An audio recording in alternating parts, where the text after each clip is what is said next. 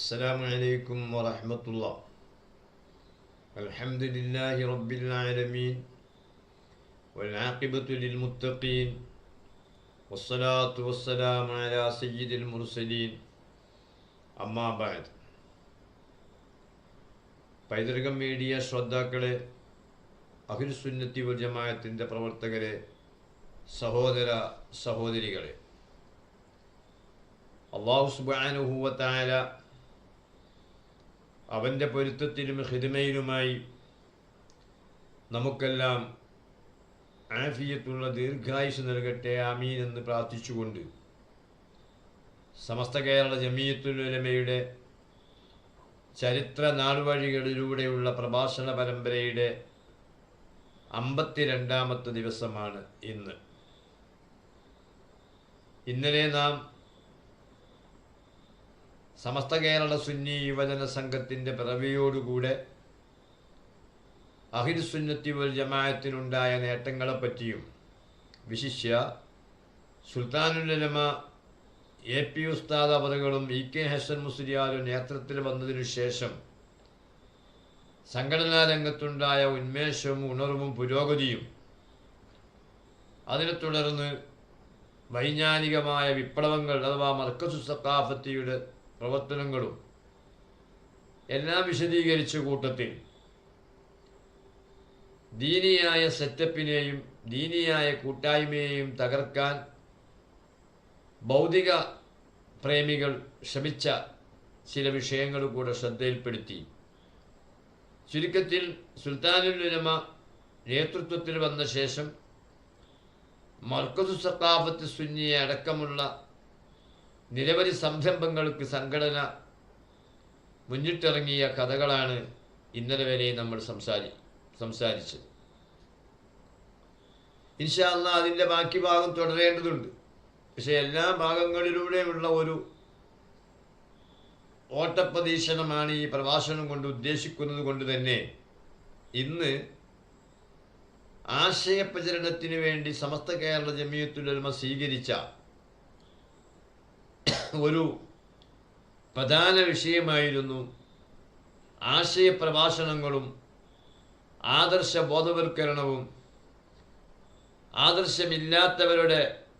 ഇല്ലാത്തവരുമായി നല്ല ഉദ്ദേശത്തോടെ അവർ നന്നാകണമെന്ന ആഗ്രഹത്തോടുകൂടി നടത്തിയ ഗണ്ണന പ്രസംഗങ്ങളും വാദപ്രതിവാദങ്ങളുമെല്ലാം. അപ്പോൾ നമുക്കിന്ന് സമസ്ത കേരള ജമീയത്തുൽ ഉലമയുടെ നേതൃത്വത്തിലും സമസ്ത രൂപീകരിക്കുന്നതിന് മുമ്പും എല്ലാം അഹ്ലുസുന്നത്തി വൽ ജമാഅത്ത് അതിനെ എതിർക്കുന്നവരെ ഹിദായത്തിലേക്ക് തിരിച്ചു കൊണ്ടുവരിക എന്ന ലക്ഷ്യവുമായി ധാരാളം പരിപാടികൾ നടത്തിയിട്ടുണ്ട്, വാദപ്രതിവാദങ്ങൾ നടത്തിയിട്ടുണ്ട്. അതിൻ്റെ ചില ചരിത്ര നാൾവഴികളിലേക്ക് ഇന്നു മുതൽ പ്രവേശിക്കുകയാണ്. സംഘടനയുടെ ഔദ്യോഗിക നേതൃത്വത്തിലും അല്ലാതെയും നിരവധി സംവാദങ്ങൾ കേരളത്തിൽ നടത്തിയിട്ടുണ്ട്.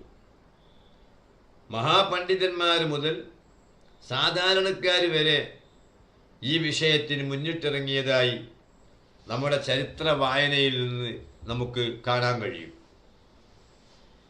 1946 തിരൂരിലെ അൻസാർ ബീഡി കമ്പനിയിലെ 300 ചില്ലാനം തൊഴിലാളികളെയും മറ്റും സാക്ഷിയാക്കി ഒരു സംവാദം നടന്ന ചരിത്രം നമുക്ക് വായിക്കാൻ കഴിയും. ഒരു പക്ഷേ നമ്മുടെ വായനയിൽ ഒരാദ്യത്തെ ഒരു വാദപ്രതിവാദമെന്ന് അതിനെ പറയാൻ വയ്യെങ്കിലും ഇന്നും ചരിത്രത്തിൽ നിറഞ്ഞു നിൽക്കുന്ന ഒരു സംഭവം എന്ന നിലയിൽ അത് എടുത്തു പറയേണ്ടതായ ഒരു സംവാദം തന്നെയാണ്. സുന്നി പക്ഷത്തെ പ്രതിനിധീകരിച്ച് ഗുലാം അഹമ്മദ് മാസ്റ്ററും ബിദ്ഈ കക്ഷികളെ പ്രതിനിധീകരിച്ച് സിറാജുദ്ദീൻ മൗലവിയുമാണ് ഈ അൻസാർ ബീഡി കമ്പനിയിലെ സംവാദത്തിൽ സംബന്ധിച്ചത്. കോയക്കുട്ടി തങ്ങൾ, മൗലാന ഇസ്മായിൽ ഹാജി എന്നിവരായിരുന്നു മധ്യസ്ഥർ. തവസ്സുനായിരുന്നു വിഷയം. സംവാദം PCS മൗലവി അൽ ബയാൻ ഫി തവസ്സുലി വൽ വസീല എന്ന പേരിൽ അറബി മലയാളത്തിൽ 12/4/1946 പുസ്തക രൂപത്തിൽ ഇത് പുറത്തിറക്കിയിട്ടുണ്ട്. ആ പുസ്തകം വഴിയാണ് നമ്മൾ ഈ നാൾ വഴികളിലൂടെ ഇതെല്ലാം മനസ്സിലാക്കുന്നത്. അങ്ങനെ അറിയപ്പെട്ടതും അറിയപ്പെടാത്തതുമായ നിരവധി സംവാദങ്ങൾ അതിന് മുമ്പും നടന്നിട്ടുണ്ട്, ശേഷവും നടന്നിട്ടുണ്ട്. ഈ സംവാദങ്ങളൊക്കെ പ്രധാന ഉദ്ദേശ്യം എന്താണ്? അള്ളാഹുവിൻ്റെ യഥാർത്ഥ ദീനിൽ നിന്ന് ഈ സാധുക്കൾ അകന്നുപോയല്ലോ, അവരെ യഥാർത്ഥ ദീനിലേക്ക് കൂട്ടിക്കൊണ്ടുവരേണ്ട ബാധ്യത എനിക്കും കൂടെ ഉണ്ടല്ലോ. നാളെ അള്ളാഹുവിൻ്റെ മുന്നിൽ നീ നിന്റെ ദീനിന് വേണ്ടി എന്തു ചെയ്തു എന്ന് ചോദിക്കുമ്പോൾ അങ്ങനെയെങ്കിലും എനിക്കൊരു ഖൈറിൻ്റെ വഴി പറയാൻ സാധിച്ചെങ്കിലോ എന്ന സതുദ്ദേശപരമായ നിലക്കാണ് സുന്നി നേതാക്കന്മാരും പ്രവർത്തകന്മാരും സംവാദങ്ങൾക്ക് കടമൊരുക്കിയത്. അല്ലാതെ ആരെങ്കിലും തോൽപ്പിക്കാനോ ആർക്കെങ്കിലും ജയിച്ചു എന്ന് അവകാശപ്പെടാനോ ആയിരുന്നില്ല. ഇഖ്ലാസ് മാത്രമായിരുന്നു അതിൻ്റെ ഏക മാനദണ്ഡം. അതുകൊണ്ട് തന്നെ അതിലവർക്ക് ഖൈറ് കിട്ടുകയും ചെയ്തു. അപ്പോൾ ഞാൻ 946 നടന്ന ഒരു സംവാദത്തെ പറ്റിയുള്ള ചെറിയ ചുരുക്കമാണ് ഇവിടെ കേൾപ്പിച്ചത്. അതുപോലെ സമസ്തയുടെ ബാനറിൽ അണിനിരക്കുന്നതിന് മുമ്പ് തന്നെ വഹാബിസത്തിനെതിരെ കേരളത്തിലെ പണ്ഡിതന്മാർ വാദപ്രതിവാദത്തിന് മുന്നിട്ടിറങ്ങിയതും ചരിത്രത്തിൽ കാണാം. അതിനെ വേണമെങ്കിൽ ഒരു തുടക്കമായി നമുക്ക് 1925 കോഴിക്കോട് വെച്ച് നടന്ന വാദപ്രതിവാദത്തെ പരിഗണിക്കാം. മലബാറിലേക്കുള്ള വഹാബിസത്തിൻ്റെ കടന്നുവരവിന് തുടക്കം കുറിച്ചുകൊണ്ട് ഐക്യസംഘത്തിൻ്റെ 3ാം വാർഷിക സമ്മേളനം കോഴിക്കോട് ഹിമായത്തിൽ വെച്ച് ചേരാൻ തീരുമാനിച്ചപ്പോൾ, അത് നമ്മൾ ഈ പ്രസംഗത്തിൻ്റെ ആമുഖത്തിൽ അത് പറഞ്ഞിട്ടുണ്ട്. അങ്ങനെ ഒരു ശ്രമം ഉണ്ട് എന്നറിഞ്ഞപ്പോൾ പാങ്ങിൽ അഹമ്മദ് കുട്ടി മുസ്ലിയാരുടെ നേതൃത്വത്തിലുള്ള സുന്നി പണ്ഡിതന്മാർ ഇതിൻ്റെ അപകടം മനസ്സിലാക്കുകയും അങ്ങനെ ഹിമായത്ത് ഈ കെട്ടിടം അവർക്ക് വാടകയ്ക്ക് കൊടുത്ത ആളുകളെ കണ്ട് നിങ്ങൾ വഴിപ്പനി ഒരു വിദ്യാർത്ഥിൻ്റെ ബാബു തുറക്കാനിട്ടോ എന്ന മുന്നറിയിപ്പ് അവരെ കൊടുക്കുകയും ചെയ്തിരുന്നു. സംഘക്കാരുടെ പുരോഗമന നാട്യങ്ങളിൽ വശംവദരായ ഹിമായത്ത് ഭാരവാഹികളിൽ ചിലരെങ്കിലും അവരിലും സത്യമുണ്ടെന്ന് നിലച്ചിരിക്കാം. സുന്നി പണ്ഡിതന്മാരുടെ ഉത്ബോധനം കേട്ടവർ ഇരുവിഭാഗത്തെയും ഒരുമിച്ച് കൂട്ടി ഒരു സംവാദം നടത്താമെന്നായി. പാങ്ങിലാപ്പി അഹമ്മദ് കുട്ടി മുസ്ലിയാർ ഹിമായത്തിൻ്റെ ആൾക്കാരോടൊക്കെ പറഞ്ഞ് എന്തിനാണ് ആ തെക്ക് ഭാഗത്തുള്ള ബിദഅത്തിന്റെ ബാണ്ട നമ്മുടെ നാട്ടിലേക്ക് ഇറക്കേണ്ട ആവശ്യം എന്താണ്, അത് നമുക്ക് അപകടമല്ലേ വരുള്ളൂ എന്ന് പറഞ്ഞപ്പം ഈ ഹിമായത്ത് കമ്മിറ്റിയുടെ കുറച്ച് ആൾക്കാർ എന്നാൽ പിന്നെ അവർക്ക് ഖൈറ് കിട്ടാൻ നല്ലത് നമ്മൾ സംവാദം നടത്തിയല്ലേ എന്ന് സമസ്തയുടെ അഥവാ പാങ്ങിലേപ്പി അഹമ്മദ് കുട്ടി മുസ്ലിയാരുടെ പോലുള്ള നേതാക്കന്മാർ പറഞ്ഞപ്പോൾ ആയിക്കോട്ടെ, ഹിദായത്താണ് നമ്മുടെ ലക്ഷ്യം, അതിനുള്ള വഴികൾ നമുക്ക് തുറക്കാമെന്ന് പറഞ്ഞു. ഈ വാദപ്രതിവാദത്തെ പറ്റി ഒരു വിശദീകരണം മുജാഹിദീങ്ങൾ അവരെ സുവനീറിലും പ്രസിദ്ധീകരണങ്ങളിലുമൊക്കെ അവരെഴുതിയിട്ടുണ്ട്. ഏതായാലും കേരള മുസ്ലിം ഐക്യസംഘത്തിൻ്റെ 3ാം വാർഷികം കോഴിക്കോട് വെച്ച് നടക്കുമ്പോൾ ഹിമായത്തുൽ ഇസ്ലാം മദ്രസയിൽ ആയിരുന്നു സമ്മേളനം നിശ്ചയിച്ചിരുന്നത്. ഐക്യസംഘം പേർച്ചകക്ഷിയാണെന്നും അതിൻ്റെ സമ്മേളനം ഹിമായത്തിൽ വെച്ച് നടത്താൻ പാടില്ലെന്നും ചിലർ വാദിച്ചു. അതിനോടനുബന്ധിച്ച് സംഘടനയുടെ ആദർശാഭിപ്രായത്തെക്കുറിച്ചൊരു സംവാദം കോഴിക്കോട് വെച്ച് നടക്കുകയുണ്ടായി. ജനാബ് മണപ്പാട്ട് കുഞ്ഞായ്മദാജി, KM സീരി സാഹിബ്, EK മൗലവി എന്നിവർ സംഘത്തിൻ്റെ പക്ഷത്തും ഷാനിയാത്തി അഹമ്മദ് കോയ ഷാനിയാത്തി റഹ്മൂഹുല്ല സുന്നി പക്ഷത്തും അണിചേർന്നു എന്ന് മുജാഹിദ് വിഭാഗത്തിൻ്റെ പ്രസിദ്ധീകരണങ്ങളിൽ നിന്ന്, പ്രത്യേകിച്ച് അവരുടെ സമ്മേളന സൂചനയിൽ നിന്ന് നമുക്ക് വായിക്കാൻ കഴിയും.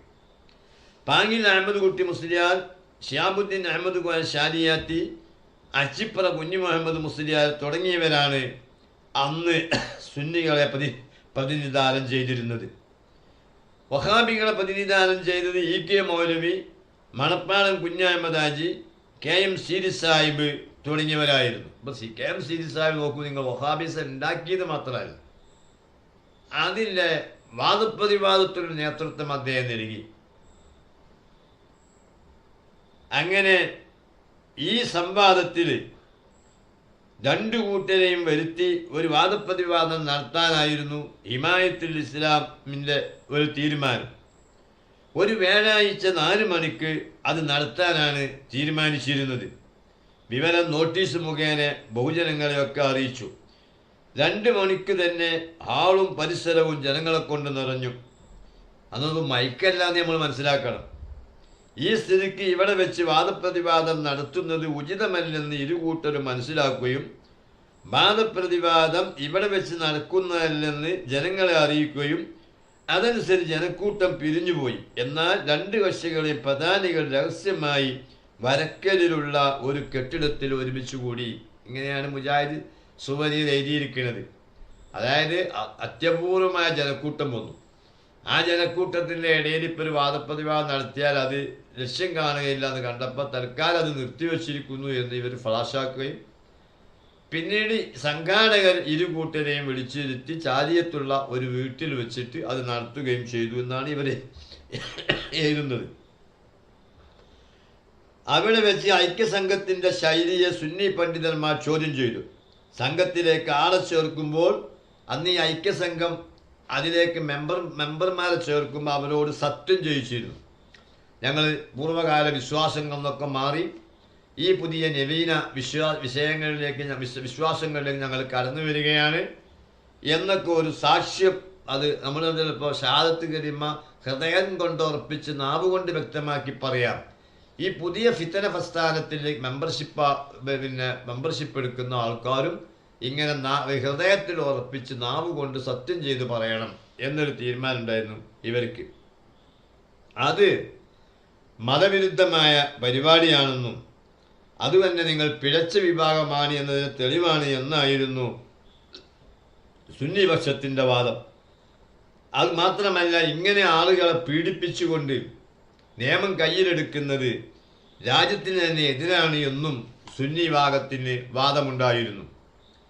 ഏതായാലും ഈ വാദപ്രതിവാദത്തിൽ യഥാർത്ഥത്തിൽ അവർ പൊളിയാണ് ചെയ്തത്. കാരണം അഹമ്മദ് കോയ ഷാരിയാത്തിയും പാങ്ങിലേപ്പിയ അഹമ്മദ് കുട്ടി മുസ്ലിയാരും അതിശക്തമായ അവരുടെ നിലപാട് വാദങ്ങളിലൂടെ തെളിയിക്കുകയും മറുഭാഗം അതിൽ അമ്പേ പരാജയപ്പെടുകയുമാണ് ചെയ്തത്.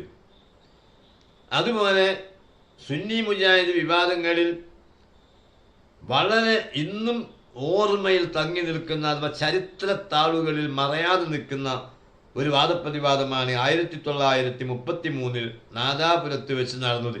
എ.പി. ഉസ്താദൊക്കെ പ്രസംഗിക്കുമ്പോൾ പറയുന്നത് കേട്ടി ഞങ്ങൾ ലാ കട്ട വാദപ്രതിവാദം. ഇൻഷാ അല്ലാഹ് അത് നമുക്ക് നോക്കാം എങ്ങനെയാണ് ലാ കക്കലുണ്ടായത്. വായക്കാട്ടുകാരനായ അബ്ദുള്ളക്കുട്ടി മൗലവി 1921 മലബാർ കലാപാനന്തരം കുറ്റ്യാടിയിലേക്ക് ഒളിച്ചോടി. അങ്ങനെയാണല്ലോ അവരൊക്കെ വഹാബിസ് ഉണ്ടായത്. ഇവിടെ യുദ്ധത്തിൽ നിൽക്കാതെ തടിയെടുക്കുക. കുറേ ആൾക്കാർ ഏറിയാട്ടേക്ക് തടിയെടുത്തു. അതിൽപ്പെട്ട ഈ വായക്കാട് മുഹമ്മദ് അബ്ദുള്ളക്കുട്ടി മൗലവി അയാൾ എന്ത് ചെയ്തു, ഇവിടെ ബ്രിട്ടീഷുകാർക്കെതിരെയുള്ള പോരാട്ടം നടക്കുമ്പോൾ മൂപ്പര് കുറ്റ്യാടിക്കാണ് നാട് വിട്ട്. അങ്ങനെ അവിടെ ജനങ്ങളുടെ ഇടയിൽ തവസ്സുൽ ഇസ്തിഹാസ തുടങ്ങിയ വിഷയങ്ങളെ ഒരു കൺഫ്യൂഷൻ ഉണ്ടാക്കി പരിഹസിക്ക നാടന്മാരുടെ ഇടയിൽ. അങ്ങനെ അയാൾ കുറ്റ്യാടിയിലും പരിസര പ്രദേശങ്ങളിലും തവസ്സുലിനെയും ഇസ്തിഹാസിനെയും വിമർശിച്ചുകൊണ്ടും അതിനെപ്പറ്റി ഒരു കളിയാക്കിക്കൊണ്ടും പരിഹസിച്ചുകൊണ്ടും അയാളിങ്ങനെ ചെറിയ ചെറിയ പൊതുയോഗങ്ങളും കുടുംബ ക്ലാസുകളും നടത്തി വരികയായിരുന്നു. എന്നാൽ നാദാപുരത്ത് എക്കാലത്തും പണ്ഡിതന്മാരുടെ നാടാണല്ലോ. ഇക്കാലത്തും അങ്ങനെ തന്നെയാണ്. ഇടക്കാലത്ത് ഇപ്പോൾ കീഴനൂറിനെ പോലുള്ള കണലാണ്ടി ഓറിനെ പോലെ അങ്ങനെ എത്രയോ ചീക്കിലോട്ട് ഓറിനെ പോലെ എക്കാലത്തും പിന്നെ പണ്ഡിതന്മാരുടെ സാന്നിധ്യമുള്ള പ്രദേശമാണ് നാദാപുരം. ഇന്നും അങ്ങനെ തന്നെയാണ്. അപ്പോൾ പണ്ഡിതന്മാർക്ക് ഇത് അവരുടെ ശ്രദ്ധയിൽപ്പെട്ടപ്പോൾ ഇതിനൊരു പരിഹാരം വേണമല്ലോ. ഇയാൾ ജനങ്ങളെ കൺഫ്യൂഷാക്കുന്നു, ഇയാൾ ഈമാൻ തെറ്റിപ്പോകുന്നു. അപ്പോൾ അയാൾക്ക് സത്യം അറിയാത്തത് കൊണ്ടോ ധാരണപ്പശു കൊണ്ടാണെങ്കിൽ തിരുത്തി കൊടുക്കണമല്ലോ എന്ന് നാദാപുരത്തെ ഖാദിയായിരുന്ന, അതായത് മരുതോങ്കര ഖാദി നടുക്കണ്ടി മുഹമ്മദ് മുസ്ലിയാർക്ക് അടക്കമുള്ള പണ്ഡിതന്മാർക്ക് അഭിപ്രായം ഉണ്ടായി. ഇത് ഈമാൻ തെറ്റുന്ന കാര്യമാണല്ലോ, അതുകൊണ്ട് അടിയന്തരമായി ഇതിൽ ഇടപെടണം എന്ന് അവർ തീരുമാനിച്ചു. അങ്ങനെ ഈ വായക്കാരൻ അബ്ദുള്ള മൗലവി തവസ്സുലിനെയും ഇസ്തിഗാസിനെയും വിമർശിക്കുന്ന ഒരു കവല പ്രഭാഷണത്തിലേക്ക് ബഹുമാനപ്പെട്ട ഖാദിയാർ, മരുതോങ്ങര ഖാദി നടുക്കണ്ടി മുഹമ്മദ് കുട്ടി മുസ്ലിയാർ അദ്ദേഹം എന്തു ചെയ്തു? ഒരു ചോദ്യങ്ങൾ കൊടുത്തയച്ചു. എന്തടിസ്ഥാനത്തിലാണ് നിങ്ങളിതിനെ ഗണ്ണിക്കുന്നത്, എന്താണ് അതിൻ്റെ തെളിവ് എന്ന്. എന്നാൽ ഈ മഹാനായ ഓറെ, നാട്ടുകാരൊക്കെ ബഹുമാനപൂർവ്വം ഓറെന്നാണല്ലോ വിളിക്കുക. ഈ മരുതാങ്കര ഖാദി നടുക്കണ്ടി അബൂബക്കർ ഓറുടെ ഈ ചോദ്യങ്ങൾക്ക് മറുപടി പറയാതെ ഒരു കാതടിപ്പിക്കുന്ന കവലച്ചട്ടമ്പിത്തരം പ്രസംഗം നടത്തുകയാണ് ഈ വായക്കാട് അബ്ദുള്ള മൗലവി ചെയ്തത്. പിന്നീട് ഒരു വിളംബരം എന്ന പേരിൽ നോട്ടീസ് ഇറക്കിയാണ് വഹാബികൾ വീണ്ടും വീണ്ടും പ്രസംഗിച്ചത്. യഥാർത്ഥത്തിൽ പ്രസംഗം നടത്തി പോവുക, പിന്നെ അവർ അന്നത്തെ സൗകര്യത്തിലുള്ള പ്രചരണം, വിളംബരം എന്ന പേരിൽ വീണ്ടും കവലകളിൽ പരിപാടി വെക്കുകയാണ്. അപ്പോൾ സുന്നികൾ ബഹുമാനപ്പെട്ട ഈ ഖാദി നടുക്കണ്ടി മുഹമ്മദ് മുസ്ലിയാരുടെ നേതൃത്വത്തിൽ അവർ നോട്ടീസിലുള്ള പേര് വിളംബരം എന്നാണല്ലോ. അപ്പോൾ അതിനെ ഗണ്ണിക്കാൻ വേണ്ടി അൽ ഇഅ്ലാൻ എന്ന പേരിൽ മറുപടിയും കൊടുത്തുകൊണ്ടിരുന്നു. വെറുതെ വിട്ടില്ല. അയാൾ എവിടെയൊക്കെ പ്രസംഗിക്കുന്നോ അവിടെ സുന്നി നേതാക്കന്മാർ അൽ ഇഅ്ലാൻ എന്ന പേര് വെച്ചുകൊണ്ട് അവിടെ അതിന് മറുപടിയും പറഞ്ഞു. അതോടെ മൗലവി ഒളിവിൽ പോയി. പക്ഷേ നാദാപുരത്തുകാർ വിട്ടില്ല. അദ്ദേഹത്തെ സമീപിച്ചുകൊണ്ട് ചോദ്യം ചെയ്യുകയും ഇതിൻ്റെ വസ്തുത ഇവിടെ മനസ്സിലാക്കാൻ വേണ്ടി ഒരു ഖണ്ഡന പ്രസംഗത്തിന് വാദപ്രതിവാദങ്ങൾ തയ്യാറാകണമെന്ന് അദ്ദേഹത്തോട് അഭ്യർത്ഥിക്കുകയും അങ്ങനെ കുടുങ്ങിയ കള്ളിക്ക് അയാൾ അതിന് സമ്മതിക്കുകയും ചെയ്തു. സുന്നി പക്ഷത്തിന് വേണ്ടി അണിനിരന്നത് അങ്ങനെ വ്യവസ്ഥകളൊക്കെ എഴുതി വാദപ്രതിവാദം നടത്താൻ വേണ്ടി തീരുമാനമായി. ബഹുമാനപ്പെട്ട ശംസുൽ ഉലമ കുത്തിബി മുഹമ്മദ് മുസ്ലിയാർ, ചെറുശ്ശേരി അഹമ്മദ് കുട്ടി മുസ്ലിയാർ കൊണ്ടോട്ടി, തലക്കണ്ടി അബ്ദുറഹ്മാൻ മുസ്ലിയാർ ആയഞ്ചേരി, പാറക്കടവത്ത് ഖാദി അബ്ദുള്ള മുസ്ലിയാർ തലശ്ശേരി, റയീസുൽ മുഹഖിഖീൻ കണ്ണിയത്ത് അഹമ്മദ് മുസ്ലിയാരൊക്കെ അപ്പോൾ അന്ന് വളരെ ചെറുപ്പമായിരിക്കും. ഇത് 940 കാലഘട്ടത്തിലല്ലേ, 933 സംഭവം, 33. അപ്പോൾ കണ്ണിയത്ത് ഉസ്താദൊക്കെ നല്ല ചെറുപ്പക്കാരൻ ആയിരിക്കുമല്ലോ. അപ്പോൾ കണ്ണിയത്ത് അഹമ്മദ് മുസ്ലിയാർ, അതുപോലെ പാങ്ങിൽ AP അഹമ്മദ് കുട്ടി മുസ്ലിയാർ, നടുക്കണ്ടി മുഹമ്മദ് മുസ്ലിയാർ ചേലക്കാട്, മേക്കോത്ത് അഹമ്മദ് മുസ്ലിയാർ നാദാപുരം, ഇങ്ങനെ പ്രമുഖരായ അന്നത്തെ ഏറ്റവും വലിയ ഒരു പണ്ഡിത നിരയാണത്. പാങ്ങിൽ AP അഹമ്മദ് കുട്ടി മുസ്ലിയാർ മുതൽ കണ്ണിയത്ത് അഹമ്മദ് മുസ്ലിയാർ വരെ. അതിൽ നാദാപുര പരിസരങ്ങളിലുള്ള മഹല്ല് ഖാദിമാർ ഉൾപ്പെടെ ഒരു ഭാഗത്ത് അണിനിരുന്നപ്പോൾ മറുഭാഗത്ത് KM മൗലവി, എല്ലായിടത്തും KM മൗലവി തന്നെ, KM മൗലവി, പിന്നെ PK മൂസ മൗലവി, PP ഉണ്ണീൻ മൊയ്തി മൗലവി, PN അഹമ്മദ് മൗലവി നരിക്കുത്ത്, മങ്കട ഉണ്ണീൻ മൗലവി, TK മൗലവി പാനൂര്, EK മൗലവി കടവത്തൂര്, ഇങ്ങനെ ഇവരെ അണിനിരുന്നു. അതുപോലെ MCC അഹമ്മദ് മൗലവിയും അദ്ദേഹത്തെ സഹോദരൻ അബ്ദുറഹ്മാൻ മൗലവിയും അസൻ മൗലവി എന്നിവരും എന്തായി അവരുടെ പക്ഷത്ത് ചേർന്നു. വാദപ്രതിവാദത്തിൻ്റെ സദസ്സൊക്കെ ഭയങ്കരമായി, വേദി പിന്നെ ഭയങ്കരമായി. രണ്ടു കൂട്ടത്തിലും അവരെ കൂട്ടത്തിൽ ഏറ്റവും വലിയവർ, നമ്മുടെ സുന്നികളുടെ കൂട്ടത്തിൽ ഏറ്റവും പ്രഗത്ഭരും വലിയ സൂഫിയാക്കളായ ആലിമ്യങ്ങളും അണിനിരുന്നു. അങ്ങനെ അപ്പം ഇത് കേട്ട് ജനങ്ങൾ മലബാർന്ന് ഒഴുകുകയാണ് അങ്ങോട്ട്.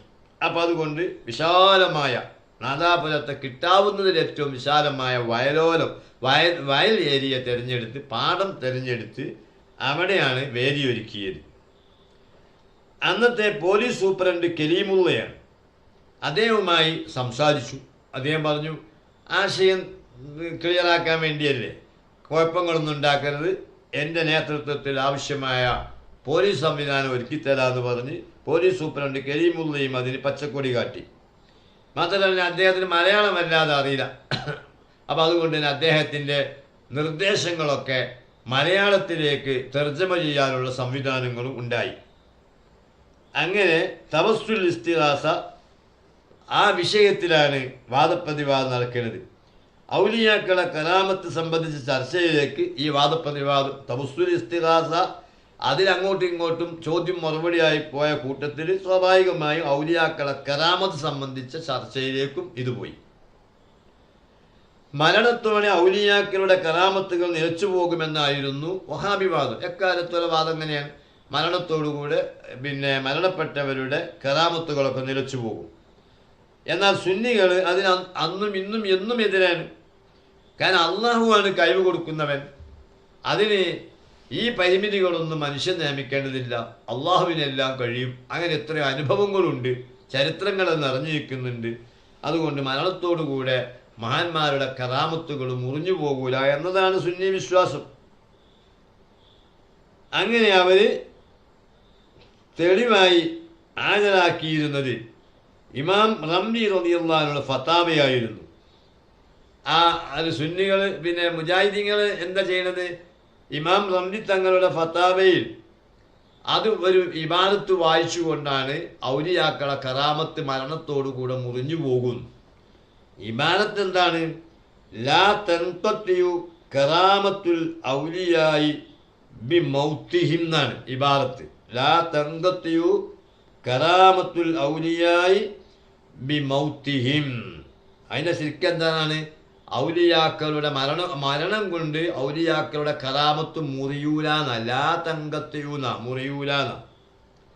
എന്നാൽ മൗലവി ഇത് വായിക്കണ എന്തായാലും ലാ എന്നാണ് ഒഴിവാക്കി. ലാ ഒഴിവാക്കിയിട്ട് തങ്കത്തിയു കറാമത്തുൽ ഔലിയായി ബി മൗത്തിഹിം എന്ന് ഇമാം റംലി തങ്ങളുടെ ഫത്താവയിലില്ലേ മുസ്ലിയാരെ എന്ന.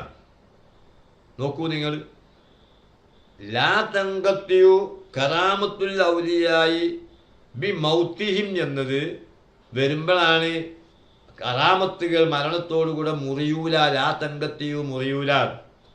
മൗലവി മുറിയും എന്ന് വാദിക്കാൻ വേണ്ടിയിട്ട് ഇതേ ഇബാദത്തിൽ നിന്ന് തുടക്കത്തിലെല്ലാം അങ്ങോട്ട് ഒഴിവാക്കി. എന്നിട്ട് തങ്കത്തിയു കറാമത്തു ഔലിയായി ബി മൗത്തിഹിം, മരണത്തോടുകൂടെ ഔലിയാക്കളെ കറാമത്ത് മുറിയും എന്നങ്ങ് വായിച്ചപ്പോൾ ബഹുമാനപ്പെട്ട കണ്ണിയത്ത് അഹമ്മദ് മുസ്ലിയാർ അവിടെ നിന്ന് എഴുന്നേറ്റിട്ട് ലാ കട്ടു ലാ കട്ടു എന്ന് ഉറക്ക വിളിച്ചു പറഞ്ഞു. ഔലിയാക്കൾ കറാമത്ത് അവരുടെ മരണത്തോടെ മുറിഞ്ഞു പോകുമെന്ന് സമർത്ഥിക്കാൻ വേണ്ടിയിട്ടാണ് ലാ കട്ടത് ഈ മൗലവി. അങ്ങനെ ഇത് കേട്ടപ്പോൾ, ലാ വിട്ടുകൊണ്ടുള്ള ഈ വായന കേട്ടപ്പോൾ മഹാനായ റയീസുൽ മുഹഖിഖീനാണല്ലോ ആ കൂട്ടത്തിലെ ചെറുപ്പക്കാരൻ, അദ്ദേഹം എഴുന്നേറ്റിട്ട് പറഞ്ഞു ലാ കട്ടു ലാ കട്ടു. അപ്പം അത് സരസ്വരം മനസ്സിലാണ്ട് ലാ കട്ടു. അങ്ങനെ വഹാബികൾ ആകെ വിയർത്ത് പരിഭ്രമിച്ചു. കൊട്ടപ്പന സംവാദത്തിൽ ആ അബ്ദുൽ ഹമീദ് ചെറിയ മുണ്ടം വന്നില്ലെങ്കിൽ എ പി അതാ പറഞ്ഞ കരാറനുസരിച്ച് 4 ദിവസം പോവുമായിരുന്നു. പക്ഷെ അത് നമുക്കിതിൽ വരുന്നുണ്ട്, അപ്പം അന്ന് വിശദീകരിക്കാം. ഈ ചങ്ങാതി ഫസ്റ്റ് തന്നെ ഇതാണ് വായിച്ചു, ലാ തൻഖത്തിയു കറാമത്തുൽ ഔലിയായി ബി മൗത്തിഹിം എന്ന ഇബാദത്ത് നിന്ന് ഇമാം റംലിയുടെ ഇബാദത്ത് നിന്ന് ലാ അങ്ങോട്ട് ഒഴിവാക്കിയിട്ട് തൻഖത്തിയു കറാമത്തുൽ ഔലിയായി ബി മൗത്തിഹി എന്ന് വായിച്ചപ്പോൾ കണ്ണിയത്ത് ഉസ്താദ് ലാ കട്ടു എന്ന് പറഞ്ഞപ്പോൾ വിവരമുള്ള മൗലവിമാരുണ്ടല്ലോ, അവർ വിയർത്ത് ആകെ പ്രയാസപ്പെട്ട് അങ്ങനെ ഇത് തൊണ്ടി സഹിത. അപ്പം ഇയാൾ പശ്ചാത്തലമുണ്ട്. ഇപ്പം ഇന്നത്തെ മാതിരി ഇങ്ങനെ നല്ല ട്യൂബ് ലൈറ്റൊന്നുമില്ല, പിന്നെ ഒരു മങ്ങിയ ലൈറ്റാണ്. അപ്പം ഈ ചെറിയ ലാക്കുട്ടിനൊന്നും ഇപ്പോൾ ആരും കാണൂല എന്നാണ് ഈ മൗലവി വിചാരിച്ചത്. പക്ഷെ കണ്ണിയത്ത് ഉസ്താദിൻ്റെ കണ്ണ് നല്ല മൂർച്ചയല്ലേ. മാത്രമല്ല ഈ വഹാബി മൗലവിമാർ, എക്കാലത്ത് ഈ വഹാബി മൗലവിമാർ മനസ്സിലാക്കണം, സുന്നി ആലിമീങ്ങളെ പകൽ മുഴുവൻ ദർസ് എടുത്തുകയാണ്. രാത്രി പൊതുപരിപാടികൾക്ക് പോയി വന്നാൽ തഹജ്ജുദിൻ്റെ ശേഷം അവർക്കുള്ള പണി എന്തായാലുണ്ടോ, അന്നന്ന് ദർസ് നടത്തേണ്ട കിതാബുകൾ മുത്താല ചെയ്യാണ്. അതുകൊണ്ട് അവർക്ക് മഹാനായ താജുൽ ഉലമ സയ്യിദ് അബ്ദുൽ റഹ്മാൻ അൽ ബുഖാരി ഖദ്ദസല്ലാഹു സിർറ മഹാനവറുകൾ ഏത് കിതാബ് സബുക്ക് നടത്തുകയാണെങ്കിലും കിതാബിൻ്റെ ആവശ്യം ഉണ്ടായിരുന്നില്ല എന്ന് ഓതിപ്പടിച്ച കാലത്ത് ബയ്യാട്ടാക്കിയ വിഷയം. അതുകൊണ്ട് പ്രിൻറ്റിങ് മിസ്റ്റേക്ക് പോലും അദ്ദേഹത്തെ വാദിക്കൂല. അതൊക്കെ ഉസ്താദന്മാരിൽ നിന്ന് വായിച്ചാൽ കൊടുത്ത അർത്ഥം വെപ്പിച്ചപ്പോഴേ അതാണ് കൊത്തിവെച്ചിട്ടുണ്ട്. അതുപോലെ ദർസ് നടത്തുന്നപ്പോൾ മുഹീസുന്ന പൊന്മള ഉസ്താദിൻ്റെ പരന്ന ആ ഇൽമിൻ്റെ എന്താ പറയുക, ആ കുത്തിയൊലിപ്പ് എന്താണ് അദ്ദേഹമായി ഫിഖിൻ്റെ ഒരു വിഷയത്തിലേക്ക് ചർച്ചക്കാർ വന്നാൽ എന്താണത് കേൾക്കാനുള്ള ഒരു സൗന്ദര്യം, എന്താണ് അതിൻ്റെ ഒരു ഗാംഭീര്യം. കാരണം എവിടുന്നാണ് റബ്ബേ ഇതിങ്ങനെ ഈ ഓരോ തഫ്സീറുകളും ഓരോ മസലകളും അതിൻ്റെ വിശദീകരണങ്ങളും അതിൻ്റെ അഭിപ്രായഗതികളും അതിൻ്റെ സിഹത്തും ഇതൊക്കെ എങ്ങനെയാണ് ഇതിങ്ങനെ ഒഴുകുന്നത് കിതാബ് നോക്കാതെ. അത് പ്രധാനമായും ദർസ് നടത്തുന്നതിനുള്ള ഗുണമാണ്. അവർക്ക് പണി ദർസ് ചെയ്യാത്ത മൗലവിമാർക്ക് ലാവും പകലും പിത്തനയാണ്. ഇന്ന് ഏത് പിത്തന ഉണ്ടാക്കണം, ഇന്ന് എവിടുന്ന ലാമ് കാക്കാൻ പറ്റുക, ഇന്ന് എവിടെയാണ് മീമിനെ കൂട്ടിച്ചേർക്കാൻ പറ്റുക എന്ന ചിന്തയാണ്.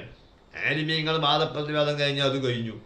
അവർ വാദപ്രതിവാദം കഴിഞ്ഞാൽ അവിടെ ഉറങ്ങണില്ല. കിട്ടുന്ന വണ്ടിക്ക് അവർ ദർസ് നടത്തുന്ന സ്ഥലത്തേക്ക് ഓടുകയാണ്.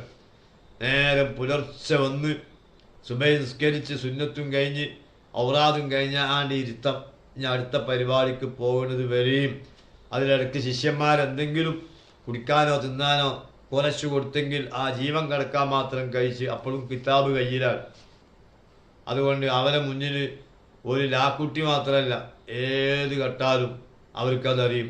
കണ്ണേത്ത് ഉസ്താദ് എഴുന്നേറ്റിട്ട് ലാ കട്ടു എന്നിങ്ങനെ പറഞ്ഞപ്പോൾ വഹാബികളാകെ വിയർത്തു.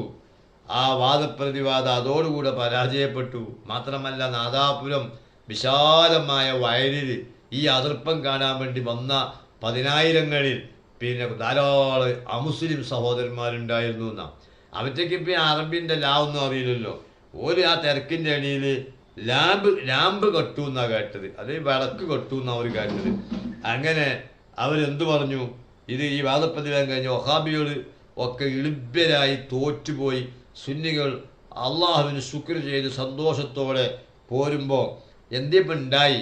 അതിന് ആ മുസ്ലിങ്ങൾ പറഞ്ഞു അത് ആ വഹാബികൾ ലാമ്പ് കള്ളന്മാരാണ്, ഒരു ലാമ്പ് കട്ടു വിളക്ക് കട്ടു എന്നാണ് അവർ പറഞ്ഞത്. അങ്ങനെ ലാമ്പ് കള്ളന്മാർ എന്ന് കുറേ കാലം അവരെപ്പറ്റി നാദാപുരത്തും പരിസരത്തുള്ള ആളുകൾ പറഞ്ഞിരുന്നു എന്നാണ്. പാവങ്ങൾ അവർ കേട്ട് അങ്ങനെ അവർക്ക് ഈ ലാമ്പൊന്നും അറിയില്ലല്ലോ, ലാമ്പ് എന്നാണ് അവർ കേട്ട്. അപ്പോൾ വഹാബികൾ കള്ളന്മാരാണ് എന്നവർ പ്രചരിപ്പിച്ചു എന്നും ഈ ചരിത്രവായന നമുക്ക് കാണാൻ കഴിയും.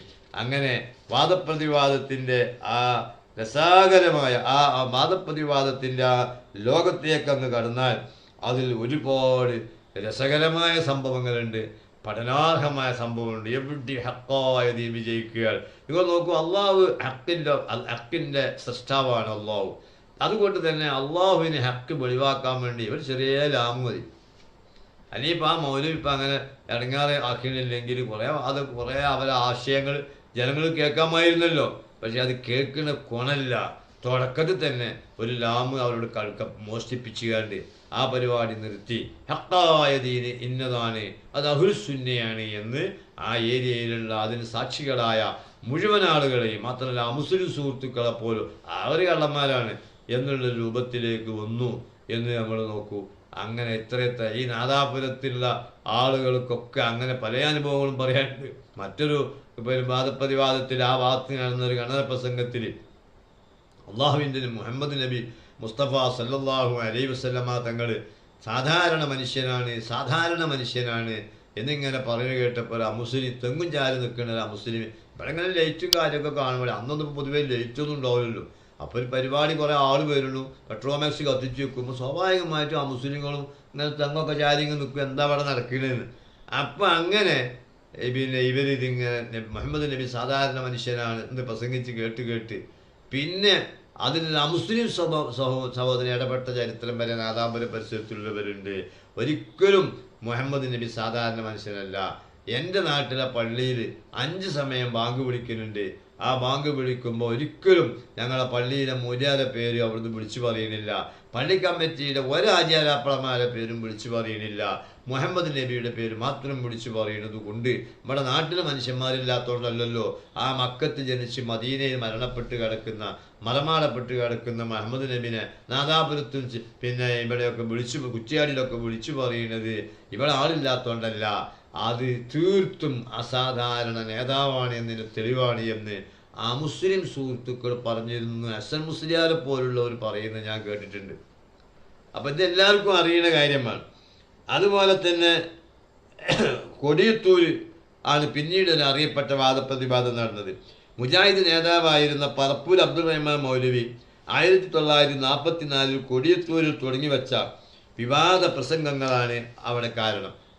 അയാൾ പിന്നെ അബ്ദുൾ റഹ്മാൻ മൗലവി, പറപ്പൂർ അബ്ദുൾ റഹ്മാൻ മൗലവി 944 മുതൽ മൂപ്പർ കൊടിയത്തൂർ ഭാഗത്തേക്ക് ഫിത്തന ഫസാദുമായിട്ട് പോയി. അങ്ങനെ അവിടുത്തെ ഒറ്റ മുസ്ലിമും നാളിതുവരെ കേൾക്കാത്ത വിഷയങ്ങൾ അവർ പറയുകയും മുസ്ലിങ്ങൾക്ക് പരിചയമില്ലാത്ത ആചാരങ്ങളെ പരിചയപ്പെടുത്തി കൊടുക്കുകയും മുസ്ലിങ്ങൾക്ക് പരിചയമുള്ള ആചാരങ്ങളെ വെട്ടിച്ചുരുക്കുകയും ചെയ്തുകൊണ്ട് ഈ മൗലവി കൊടിയത്തൂരിൽ അയാൾ പ്രചരണ പ്രവർത്തനം നടത്തിയപ്പോൾ അയാളുമായി വാദപ്രതിവാദം നടത്താൻ പിന്നെ ഞങ്ങൾ തയ്യാറുണ്ടോ എന്ന് ചോദിക്കുകയും അങ്ങനെയുള്ള ഒരു അവസരം അവിടെ ഉണ്ടാവുകയും ചെയ്തു.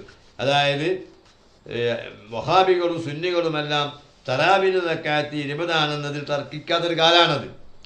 എല്ലാവരും പഴയ ഇസ്ലാമിക പാരമ്പര്യം പിന്തുടരുന്ന ഒരു പ്രദേശം. അന്ന് വഹാബി പണ്ഡിത സഭ കേരള ജമിയത്തുൽ ഉലമയുടെ അമരത്തിരുന്ന EK മൗലവിയും MCC അബ്ദുൾ റഹ്മാൻ മൗലവിയും ചേർന്ന് എഴുതിയ കിതാബുൽ അവൽ ഫി അമലിയാത്തി എന്ന മദ്രസ പാഠപുസ്തകത്തിലും അൽ മുർഷിദ് പോലുള്ള പ്രസിദ്ധീകരണങ്ങളിലൊക്കെ തറാവി 20 തന്നെയായിരുന്നു ഉണ്ടായിരുന്നത്. എന്നാൽ അബ്ദുൾ റഹ്മാൻ മൗലവിയുടെ നേതൃത്വത്തിൽ വഹാബികൾ പുറത്തെടുത്ത പുതിയ വാദം കൊടിയത്തൂരി വിളംബരം ചെയ്യപ്പെട്ടതോടെ അത് സാധാരണക്കാരിൽ വലിയ സംശയങ്ങൾ സൃഷ്ടിച്ചു. അതിനെ പ്രതിരോധിക്കാൻ കണ്ണിയത്ത് അഹമ്മദ് മുസ്ലിയാർ രംഗത്തിറങ്ങി. അദ്ദേഹം പ്രമാണങ്ങളും പാരമ്പര്യ ചരിത്രം ഉദ്ധരിച്ച് തറാവി 20 റക്അത്ത് തന്നെയാണെന്ന് സമർത്ഥിച്ചു. ഇത് സംബന്ധമായി സുന്നികളും മുജാഹിദുകളും നടന്ന ചർച്ചയാണ് 1944 കൊടിയത്തൂരിൽ സംവാദത്തിന് തീ കൊളുത്തിയത്. കണ്ണിയത്ത് ഉസ്താദ് വിട്ടുകൊടുത്തില്ല. കണ്ണിയത്ത് ഉസ്താദ് അവിടെ കൊടിയത്തൂർ മൂപ്പർ താമരത്ത് വായക്കാടിന് എളുപ്പമല്ലേ. അങ്ങനെ അവർ തറാവി 8 എന്ന് മുജാഹിദിൻ്റെ എല്ലാ ആധികാര ഗ്രന്ഥങ്ങളിലും 20. അതിനെതിരെയായി പറപ്പൂർ അബ്ദുൾ റഹ്മാൻ മൗലവി 8 പറയാൻ നുണ പറയാനായിട്ട് കൊടിയത്തൂർ ഏരിയ തിരഞ്ഞെടുത്തത്. കണ്ണിയത്ത് ഉസ്താദ് ഹദീസുകളും പ്രമാണങ്ങളുമായി അവിടെ അതിന് ഗണ്ണിച്ചു. അങ്ങനെ ബഹുമാനപ്പെട്ട പറവണ്ണ മൊയ്തീൻകുട്ടി മുസ്ലിയാരും കണ്ണിയത്ത് അഹമ്മദ് മുസ്ലിയാരും സുന്നി പക്ഷത്ത് അണിനിരന്നുകൊണ്ട് വാദപ്രതിവാദം നടത്തി ജനങ്ങളെ കൺഫ്യൂഷനിൽ മാറ്റണം എന്ന് വന്നു. അങ്ങനെ അവസാനം മുജാഹിദുകൾ കുടുങ്ങി, അവർ തയ്യാറായി. അങ്ങനെ MCC അബ്ദുൾ റഹ്മാൻ മൗലവിയും പറപ്പൂർ അബ്ദുൾ റഹ്മാൻ മൗലവിയും അങ്ങനെ അവർ ആ ഭാഗത്തും ഈ ഭാഗത്ത് പറവണ്ണ മൊയ്തീൻകുട്ടി മുസ്ലിയാരും കണ്ണിയത്ത് അഹമ്മദ് മുസ്ലിയാരും അണിനിരന്നു. അങ്ങനെ അവർ പറയുന്ന 11 റക്അത്തിൽ കൂട്ടിയതും നിങ്ങൾ നോക്കൂ. ആരാതി പറയണ ആയിഷ ബീവി റളിയല്ലാഹു അൻഹയാണ് പറയുന്നത്. തറാവി നിസ്കാരം ഇവിടെ പള്ളിയിൽ നടക്കുന്ന കാര്യമാണ്. ആയിഷാവിക്ക് എന്തേ അറിയുള്ളൂ? റസൂലുള്ള രാത്രി ഒന്ന് ഉറങ്ങി എഴുന്നേറ്റുകാണ്ട് 11 നിസ്കരിക്കുന്ന കാര്യമല്ലേ ആയിഷായി പറയുന്നത്. അതല്ലേ റമദാനിലും റമദാനിലല്ലെങ്കിലും 11 ചുരുക്കുകയോ കൂട്ടുകയോ ചെയ്തിട്ടില്ല എന്ന് ആയിഷാവിയല്ലേ ഹദീസ് റിപ്പോർട്ട് ചെയ്യുന്നത്. അതിങ്ങനെ തറാവിക്ക് തെളിവാണ്. ഈ തറാവിക്ക് തെളിവാകാത്ത വിത്റിനെ പറ്റി ആയിഷാവി പറഞ്ഞ ഈ സംഗതി തന്നെയാണ് അന്ന് അബ്ദുൾ റഹ്മാൻ മൗലവി MCC ഒക്കെ ഇവിടെയും വിളമ്പണത്. അങ്ങനെ ബഹുമാനപ്പെട്ട സയ്യിദുന ഉമറുൽ ഫാറൂഖ് റളിയല്ലാഹു അൻഹു ഉദ്ധരിച്ചുള്ള ആ സംഭവങ്ങൾ, അതായത് തറാവി നിസ്കാരം ഒരു 20 റക്അത്തായി മുമ്പേ നടന്നു വന്ന 20 റക്അത്ത് തറാവി നിസ്കാരം റസൂലുള്ളാഹിന്റെ കാലത്ത് 1-2 ദിവസമേ ജമാഅത്തായി നടത്തിയിരുന്നുള്ളൂ. എന്നാൽ ഉമറുൽ ഫാറൂഖിൻ്റെ ഇടപെടൽ അദ്ദേഹത്തിൻ്റെ ഭരണകാലത്ത് അദ്ദേഹം വരുത്തിയ 20 പദ്ധതിയുണ്ട്. അതിലൊരു പദ്ധതിയായിരുന്നു നമ്മുടെ പള്ളി പഴയ മാതിരിയല്ല. ഇവിടെ തറാവി ഇശാവ് കഴിഞ്ഞാൽ വൈകി വരുന്ന ആൾക്കാർ യാത്രക്കാരൊക്കെ പള്ളിയിൽ വന്ന് നിസ്കരിച്ചു പോകുന്നത് കൊണ്ട് ഓരോരുത്തർ ഈ 20 റക്അത്ത് കഴിയുന്നവരെ ഒറ്റയ്ക്ക് ഇങ്ങനെ നിസ്കരിച്ചാൽ അത് വലിയ പ്രയാസമാണ്. അതുകൊണ്ട് ഇന്ന് മുതൽ നമുക്കത് ജമാഅത്തായി നിസ്കരിക്കാം. 20 റക്അത്ത് ജമാഅത്തായി നിസ്കരിക്കുക എന്നല്ല ഉമർ ഫാറൂഖ് പറഞ്ഞു. ഇവിടെ നടക്കുന്ന 20 റക്അത്ത് ഒറ്റക്കൊറ്റക്ക് നിസ്കരിക്കുന്ന 20 റക്അത്ത് ഇന്ന് മുതൽ നമുക്ക് ജമാഅത്തായിട്ട് നിസ്കരിക്കാം, അതിനൊരു ഓർഡറിലാക്കാം. ഈ സംഭവമാണ് നമ്മൾ ഉദ്ധരിക്കുന്നത്. അങ്ങനെയുള്ള ഉദ്ധരണികളും ഒക്കെ വെച്ചുകൊണ്ട് അവിടെ വാദപ്രതിവാദം നടന്നു. ആ വാദപ്രതിവാദത്തിനെ പറ്റി കുറഞ്ഞ വാക്കുകൾ നമുക്കൊന്ന് കേൾക്കാം. കുറഞ്ഞ വാക്ക്. തറാവി നിസ്കാരത്തിലെ റക്അത്തുകളുടെ എണ്ണം കൊടിയത്തൂർ വെച്ച് നടന്ന മതപ്രസംഗത്തിൽ മുജാഹിദ് പണ്ഡിതൻ പറപ്പൂർ അബ്ദുൾ റഹ്മാൻ മൗലവി തറാവി നിസ്കാരം സംബന്ധിച്ച് വിശദമായ അദ്ദേഹത്തിൻ്റെതായ ഒരു പ്രതിപാദനമാണ് അവിടെ നടത്തിയത്. റക്അത്ത് 11 സംബന്ധിച്ച് വിശദമായി അയാളുടേതായ ശൈലി പ്രസംഗം നടത്തി. എന്നാൽ കണ്ണിയത്ത് അഹമ്മദ് മുസ്ലിയാർ കൊടിയത്തിൽ വെച്ച് തന്നെ നടത്തിയ മതപ്രസംഗ പരമ്പരയിൽ തറാബിൻ്റെ റക്കാത്ത് 20 സമർത്ഥിച്ചു. 11 വാദം സലഫുസാലിങ്ങളുടെ ഇജ്മാഇനെ നിഷേധിക്കലാണെന്നും അങ്ങനെ ചെയ്യൽ കുഫ്റാണെന്നും മഹാനവറുകൾ സമർത്ഥിച്ചു. ഇത് സംബന്ധമായി ഇരുകക്ഷികളും തമ്മിൽ നടന്ന ചർച്ചക്കൊടുവിൽ വാദപ്രതിവാദം തീരുമാനിക്കപ്പെട്ടു. ഇരുകക്ഷികളും ഒപ്പിട്ട് കൈമാറിയ വ്യവസ്ഥയിൽ ഖുർആനിനും ഹദീസിനും എതിരായ യാതൊരു കൗലും പ്രമാണമല്ലെന്ന് വ്യക്തമാക്കിയിരുന്നു. മുജാഹിദ് പക്ഷത്ത് MCCയും സുന്നി പക്ഷത്ത് പറവണ്ണ മൊയ്തീൻകുട്ടി മുസ്ലിയാരും അങ്ങനെ കണ്ണിയത്ത് അഹമ്മദ് മുസ്ലിയാരും അണിനിരന്നു. ഇതൊക്കെ മുജാഹിദുകൾ തന്നെ ഇതൊന്നും വള്ളിപുള്ളിക്ക് വ്യത്യാസമില്ലാതെ അവ ചരിത്രത്തിൽ എഴുതി വെച്ചിട്ടുണ്ട്. 8 വേണ്ടി സംവാദം നടത്തിയ മുജാഹിദുകൾ തറാവിൻ്റെ റക്കാത്തിൽ എത്രയും ആകാം എന്നയിടത്തേക്ക് കളം മാറുകയാണ് നമ്മൾ കണ്ടത്. കേരളത്തിൽ ഇപ്പം പിന്നെ പെരുന്നാൾ കഴിഞ്ഞാലും 11 തുടരണമെന്നും ഇപ്പം അവരെ ഇടയിൽ വാദമുണ്ടല്ലോ. ഇപ്പോൾ മുജാഹിദ് ഇങ്ങനെ ദിവസം ഇങ്ങനെ ഈ പെറ്റ് പെരുകണോണ്ട് നമ്മളിപ്പോൾ അത് മെയിൻറ്റെയിൻ ചെയ്യലില്ല. അന്നൊക്കെ ഇത് ഒറ്റപ്പെട്ട കേസാണ്, അതുകൊണ്ട് എല്ലാവരും മെയിൻറ്റെയിൻ ചെയ്തു. ഇന്നിപ്പോൾ ഒഹാബിനാരെയും മെയിൻറ്റെയിൻ ചെയ്യും. കാരണം അത് ഓരോ സ്ഥലത്തും ഇങ്ങനെ പെറ്റ് പെരുകയാണ്. കാരണം അവർക്ക് ഓരോരുത്തർക്ക് മുസാഫ് മറിച്ചിട്ട് ഒരായത്തും കൊണ്ട് ഓതിയിട്ട് എന്താണ് അതിന് കിട്ടിയതെന്ന് വെച്ചാൽ അതാണ് പറയല. അനങ്ങ ആയത്താണല്ലോ. ആയത്തിങ്ങനെ ആയത്തും ഇവർ ഓതുന്ന ആയത്തും ഇവർ പറയുന്ന വിഷയം തമ്മിൽ യാതൊരു ബന്ധം ഉണ്ടാവില്ല. ഞാനെൻ്റെ കുട്ടിക്കാലം, ഞാൻ ഈ അരീക്കോട്ടുകാരനായതുകൊണ്ട്, നമ്മളങ്ങാടി അരീക്കോടല്ലേ, കുട്ടിക്കാലം മുതൽ തന്നെ നമ്മളെ മഹാന്മാരുടെ ഈ ഗണന പ്രസംഗങ്ങൾ കേൾക്കാനുള്ള ഭാഗ്യം ഉണ്ടായി എന്നുള്ളതാണ് ഈ അരീക്കോട്ടുകാരനുള്ള ഗുണമാണ്. മഹാനായ EK ഹസൻ മുസ്ലിയാർ, AP ഉസ്താദിന് സ്ഥിരമായി, അതുപോലെ തന്നെ നമ്മളെ മൈത്തറ അബ്ദുറഹ്മാൻ മുസ്ലിയാർ എന്ന വാണിയമ്പല അബ്ദുറഹ്മാൻ മുസ്ലിയാർ, മഹാനാദറിൻ്റെ തൊട്ടേക്ക് പോയാൽ എൻ്റെ ചാലിയാർ കിടന്ന അക്കരെ മൈത്തറ, ആ നാട്ടുകാരനാണ് വാണിയമ്പല അബ്ദുറഹ്മാൻ മുസ്ലിയാർ. അദ്ദേഹത്തിൻ്റെ ലാസ്റ്റ് സമയത്താണ് വാണിയമ്പലത്തേക്ക് താമസം മാറ്റിയത്. കൊണ്ടാണ് വാണിയമ്പല അബ്ദുറഹ്മാൻ മുസ്ലിയാർ എന്ന പേരിൽ അറിയപ്പെട്ടത്. അദ്ദേഹം ഭയങ്കര പ്രവാസകനായിരുന്നല്ലോ, നല്ല ഉറുദു പണ്ഡിതനായിരുന്നു. മലയാളമൊക്കെ എന്ന് പറഞ്ഞാൽ ഞാനൊക്കെ ഇപ്പോൾ അദ്ദേഹത്തെ കാണുന്ന കാലം എന്ന് പറഞ്ഞാൽ അതൊക്കെ പെട്രോമാക്സ് ആണ്, ട്യൂലൈറ്റ് വ്യാപകമായിട്ടില്ല. എന്നാലും അതിൻ്റെ ആ പ്രകാശം പോലത്തെ വസ്ത്രം, ആ പ്രകാശം പോലത്തെ താടി, അങ്ങനെയായിരുന്നു നമ്മൾ അദ്ദേഹത്തെയൊക്കെ കണ്ടിരുന്നത്. അല്ല അങ്ങനെ ആ നടന്ന് ഇങ്ങനെ വന്ന് ആ സ്റ്റേജിന്മേൽ കയറി ആ പ്രസംഗിക്കുമ്പോൾ ആ പെട്രോമാക്സിൻ്റെ ലൈറ്റിൽ ഇപ്പോഴും വാണിയമ്പല അബ്ദുറഹ്മാൻ മുസ്ലിയാരുടെ ആ താടി രോമം ഇങ്ങനെ ഇളകുന്നത്, ഇങ്ങനെ നമുക്ക് വിസറി കൊണ്ട് വീശി കൊടുക്കുമ്പോൾ ആ താടി രോമം ഇങ്ങനെ ഇളകുന്നത് ഇപ്പോഴും കണ്ണിൽ കാണുന്ന രൂപത്തിൽ എനിക്ക് മഹാനവറുകളെ അടുത്ത് കാണാനും സംസാരിക്കാനും ഒക്കെ കഴിഞ്ഞിട്ടുണ്ട്. ഒരിക്കൽ ഞാൻ മഞ്ചേരി സ്റ്റാൻഡിൽ നിൽക്കുമ്പോൾ ഒരു നിറഞ്ഞ് യാത്രക്കാരൻ ബസ്സിൽ അദ്ദേഹം തൂങ്ങിപ്പിടിച്ച് നിന്നുകൊണ്ട് യാത്ര ചെയ്യുന്നുണ്ട്. മറ്റൊരിക്കൽ ഒരു സ്റ്റാൻഡിൽ വെച്ച് കണ്ടുമുട്ടി കുറേ നേരം സംസാരിക്കുകയുണ്ടായി. അവരൊക്കെ ദറജ അല്ലാഹു തആല വർദ്ധിപ്പിച്ചു കൊടുക്കട്ടെ. അവരെയും നമ്മയൊക്കെ അവരെ സുംറകളിലായി അള്ളാഹു നമ്മയും കുടുംബത്തെയും സ്വർഗത്തിൽ ഒന്നിപ്പിക്കട്ടെ, നമുക്ക് പ്രാർത്ഥിക്കാം. ഏതായാലും മഹാനവറുകൾ ഈ അരീക്കോട് പുത്തൻ എന്ന സ്ഥലമുണ്ട്, മുല്ലപ്പള്ളി എന്നും പറയും. അവിടെ മഹാനവറുകൾ ഇതല്ലേ മുജാഹിദുമാരുകൾ അതിങ്ങനെ വാണിയമ്പല അബ്ദുറഹ്മാൻ മുസ്ലിയാർ 4 മണിക്കൂർ വേദ പറയുകയാണെങ്കിലും സുന്നികൾ ആരും 4 മണിക്കൂർ 5 മണിക്കൂറും വേദ പറയുകയാണെങ്കിലും ഹദീസോ ഒരായത്തോ അങ്ങനെയൊക്കെ പറഞ്ഞ് പിന്നെ പ്രമാണം ഈ ആയത്തും ഹദീസും ഒക്കെ ഉള്ള അതിനെയാണല്ലോ പ്രമാണങ്ങളെന്ന് പറഞ്ഞ ആയത്ത് തന്നെയാണ് ഈ ആയത്തിൻ്റെ വ്യാഖ്യാനാണ്. ആ ഹദീസിൻ്റെ വ്യാഖ്യാനാണ് ഇപ്പോൾ ഈ ഇജ്മാ ഖിയാസ് എന്നൊക്കെ പറയുന്നത്. അല്ല, അതൊന്നും വേറെയല്ല.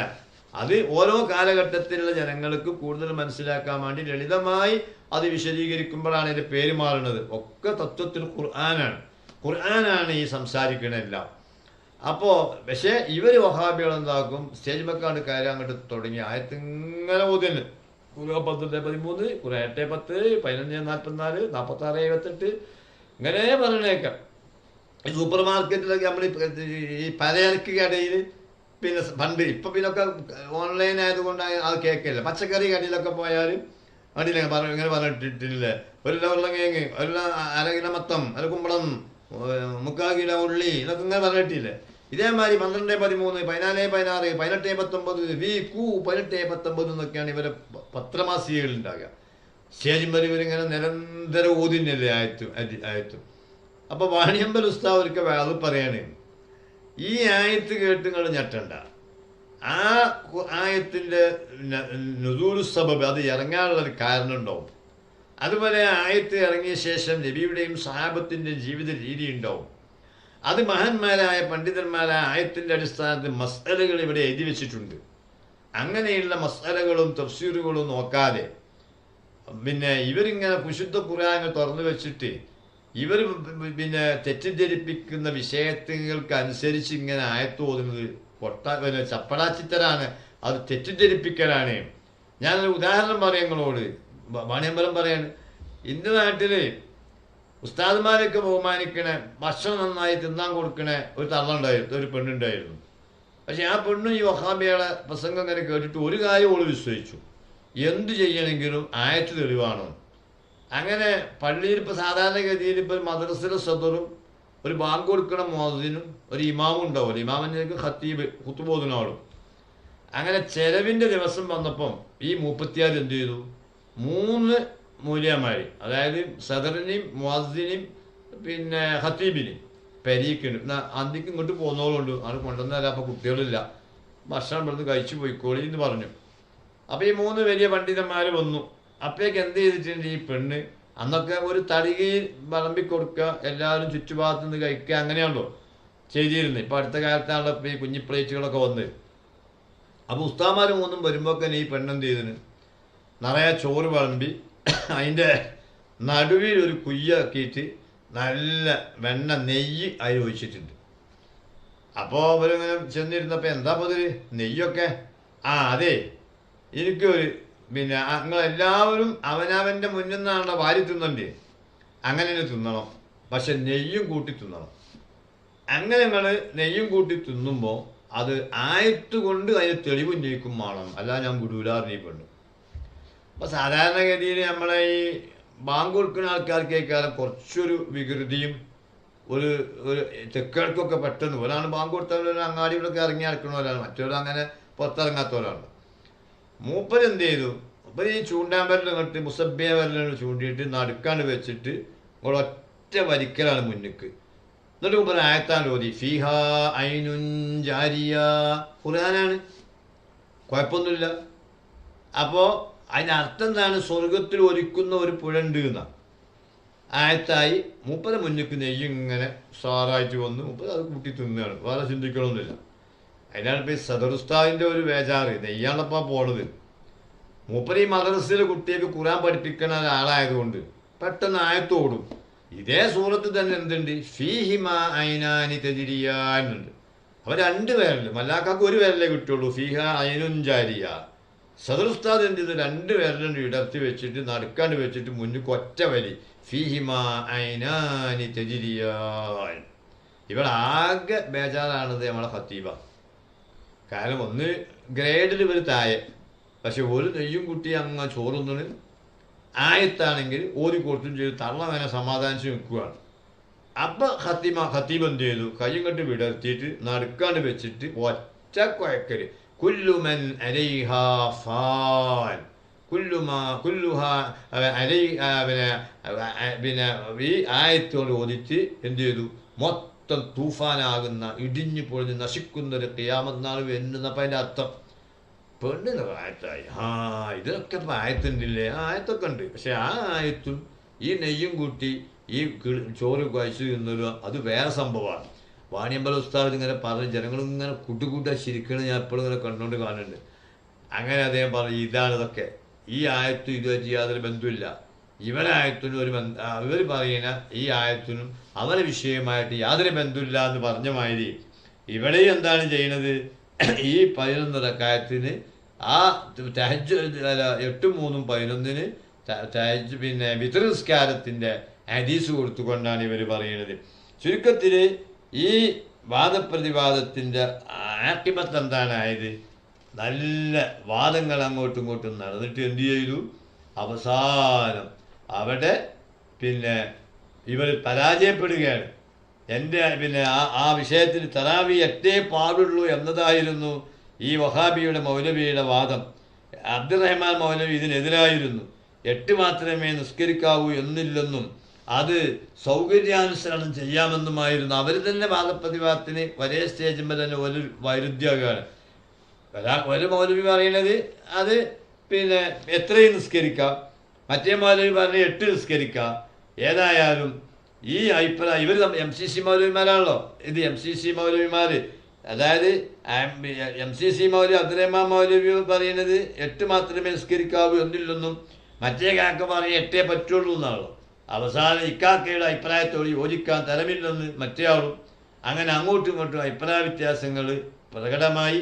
ചുരുക്കി പറഞ്ഞാൽ ആ വാദപ്രതിവാദത്തോടു കൂടെ കൊടിയത്തൂർ പ്രദേശത്തുള്ള മനുഷ്യന്മാർക്കൊക്കെ മനസ്സിലായി ഇത് തന്നെയാണ്, മറ്റത് കോമാളിത്തരം തന്നെയാണ്, അതിൽ തന്നെ അവർക്കൊരു ഏകീകരണം ഇല്ലല്ലോ എന്ന് പറഞ്ഞ് ആ വാദപ്രതിവാദവും സുന്നികൾക്ക് അനുകൂലമായി പിരിയുകയാണ് ചെയ്തത്. ഇൻഷാ അല്ലാഹ് ഈ വാദപ്രതിവാദത്തിൻ്റെ വിഷയത്തിലേക്ക് അത് കടന്നാൽ ഇതിൽ ബഹുമാനപ്പെട്ട EK Hasan Musliyar, EK Abubakar Musliyar, AP ഉസ്താദ് ഇവരെല്ലാം നടത്തിയ വളരെ പഠനാർഹമായ വാദപ്രതിവാദങ്ങളിൽ നിന്ന് വായിക്കാൻ പറ്റുന്ന ഏതാനും കാര്യങ്ങൾ നിങ്ങളെ ശ്രദ്ധയിൽപ്പെടുത്തുകയാണ് ഇനി 2-3 ദിവസങ്ങളിലായിട്ട്. ഇൻഷാ അല്ലാഹ് ഇതിൻ്റെ പിന്നാലെ നിങ്ങൾ ഉണ്ടെന്നറിയാം, സബ്സ്ക്രൈബ് ചെയ്യുന്നുണ്ടെന്ന് എനിക്കറിയാം, ഷെയർ ചെയ്യുന്നുണ്ടെന്നറിയാം. വല്ല അബദ്ധങ്ങളോ മറ്റോ വാക്കുപിഴവുകളോ ഉണ്ടെങ്കിൽ അത് കൃത്യമായി പല ആളുകളും സൂചിപ്പിച്ചു തരുന്നുണ്ട്. കാരണം നമ്മളിത് ലൈവായി സംസാരിക്കുകയാണ്. അതുകൊണ്ട് തന്നെ ഇതിൽ നമുക്ക് മനുഷ്യ സഹജമായുള്ള വാക്കുപിഴവൊക്കെ സംഭവിച്ചാൽ അത് പിന്നെ നിങ്ങൾ എൻ്റെ വാട്സപ്പ് നമ്പറായ 8547871313 എൻ്റെ ശ്രദ്ധയിൽപ്പെടുത്തിയാൽ അത് അടുത്ത പ്രസംഗത്തിൽ നമുക്ക് തിരുത്താൻ കഴിയും. ഇത് സ്വാഭാവികമായിട്ട് ആര് പ്രസംഗിക്കുമ്പോഴും എന്തു ചെയ്യും, വാക്കുകൾ പ്രശ്നങ്ങൾ വരും. അല്ലാതെ മറ്റു കാര്യങ്ങളൊന്നും അബദ്ധം സംഭവിക്കൂല. കാരണം നമ്മൾ യഥാർത്ഥ ദീൻ സംസാരിക്കുകയാണ്. ഇതുകൊണ്ട് ലക്ഷ്യം എന്താണ്? പഴയ കഥ കേട്ടുകൊണ്ട് ഇന്നത്തെ ആളുകൾക്ക് ദീനിയായ ആവേശം കിട്ടുക എന്നുള്ളതാണ്. നിങ്ങളെല്ലാവരും സഹകരണം പ്രതീക്ഷിച്ചുകൊണ്ട് ഇന്നത്തെ പ്രസംഗം നിർത്തുകയാണ്. നാളെ പ്രഭാഷണം ഉണ്ടായിരിക്കുന്നതല്ല. കാരണം നാളെയും മറ്റന്നാൾ രാത്രി വരെയും തുടരെ ചില പരിപാടി എന്ന് പറഞ്ഞാൽ നാളെ ഒരു പരിപാടിക്ക് ഞാൻ പോയാൽ അത് കുറേ ദൂരെ ആയതുകൊണ്ട് തൊട്ടടുത്ത് തന്നെ പിറ്റേ ദിവസവും പകൽ മുതലേ പരിപാടി നടക്കുന്നതുകൊണ്ട് നാളെ വീട്ടിലേക്ക് തിരിച്ചെത്തുകയില്ല. മറ്റന്നാൾ ഇൻഷാ അല്ലാഹ് ഞായറാഴ്ച രാത്രി ഇതേ സമയത്ത് ബാക്കി ഭാഗങ്ങൾ കേൾക്കാൻ നമുക്ക് അല്ലാഹു തൗഫീക്ക് നൽകട്ടെ. നമ്മൾ ഒരുപാട് മഹാന്മാരെ പേരുകൾ ഇങ്ങനെ പറയുന്നുണ്ട് കേട്ടോ. ആ പേരുകൾ പറയാത്ത അതിലൊക്കെ പിന്നെ പെട്രോമാക്സ് പെട്രോമാക്സ് ഓരോ മഹലിലും അല്ലേ, പെട്രോമാക്സുമായിട്ടാണ് ജനങ്ങൾ വാദപ്രതിവാദത്തിനൊക്കെ വരിക. കാരണം അവിടെ ട്യൂബ്ലൈറ്റ് സൗകര്യങ്ങളൊന്നും ഉണ്ടാവില്ല. അപ്പോൾ അതുകൊണ്ട് ഓരോ മഹലുകാരും ഈ മാക്സുമായിട്ട് വിളക്കുമായിട്ട് പോവും. അത് ഓരോ കാലുമ്പോൾ തൂക്കിയിടും. അങ്ങനെയൊക്കെയാണ് അന്നത്തെ കാലം. അതുപോലെ സഹകരിച്ച ഇതിലൊക്കെ ആവേശം നൽകിയ എത്രയോ മഹാന്മാർ വഴിയായിട്ടാണ് സാധാരണക്കാരായ പ്രവർത്തകന്മാരെയാണ് ഞാനിവിടെ മഹാന്മാരെന്ന് പറയുന്നത്. അവരൊക്കെ വലിയ മഹാന്മാരാണ്. അവർ ദുന്യാവിൻ്റെ ഒരു ഭൗതിക സുഖവും അനുഭവിക്കാത്ത ആളുകളാണ്. അവർക്ക് ദീന് മാത്രമേ ഉണ്ടായിരുന്നുള്ളൂ. ജീവൻ കിടക്കാൻ മാത്രമുള്ള ഭക്ഷണം, ഇലക്കറികൾ, അല്ലാതെ ഇന്നത്തെ മാതിരി ചിക്കനും മട്ടനൊന്നും ഇല്ലാത്തൊരു നിർലോഭമായി കിട്ടാൻ സൗകര്യമില്ലാത്തൊരു കാലഘട്ടത്തിൽ ദീനായി നിലനിൽക്കാൻ വേണ്ടി കഷ്ടപ്പെട്ട എത്രയോ പ്രവർത്തകന്മാർ, സാധാരണക്കാർ, ഉമറാക്കൾ, അലിമീങ്ങൾ എല്ലാവരുടെയും ദറജ അല്ലാഹു വർദ്ധിപ്പിക്കട്ടെ. അവരെല്ലാവരുടെയും ബർക്കത്ത് കൊണ്ടും കുരുത്തം കൊണ്ടും അവർ നിലനിർത്തിയ ദീൻ നിലനിർത്താനുള്ള അവസരം അല്ലാഹു നമുക്കും നൽകി അനുഗ്രഹിക്കട്ടെ. ഇത്തരം പ്രവർത്തനങ്ങൾ വഴി നാളെ ആഖിറത്തിൽ അംബിയാ ഔലിയാക്കളെ, സാലിഹീങ്ങളെ, സിദ്ദീഖീങ്ങളെ ആ സുംറയിലായി അല്ലാഹു നമ്മയും ഒന്നിപ്പിക്കട്ടെ. വാഹിറു ദഅ്വാനാ അൽഹംദുലില്ലാഹി റബ്ബിൽ ആലമീൻ. അസ്സലാമു അലൈക്കും വറഹ്മത്തുള്ളാഹി വബറകാതുഹു.